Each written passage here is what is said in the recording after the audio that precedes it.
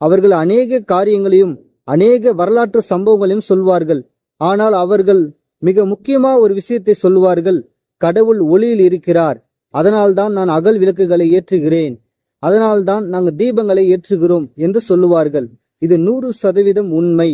அகல் விளக்குகளை ஏற்றுவதற்கும் இந்த தீபங்களை ஏற்றுவதற்கும் இந்த குத்து விளக்குகள் எரிவதற்கெல்லாம் என்ன காரணம் என்றால், கடவுள் ஒளியில் இருக்கிறார் என்பதை உணர்த்துகிறது.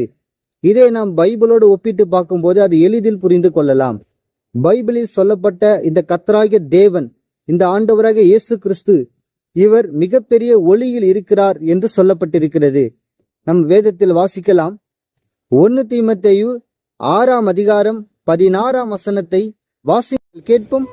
ஒருவராய் சாவாமையுள்ளவரும் சேரக்கூடாத ஒளியில் வாசம் பண்ணுகிறவரும் மனுஷரில் ஒருவரும் கண்டிராதவரும் காணக்கூடாதவரும்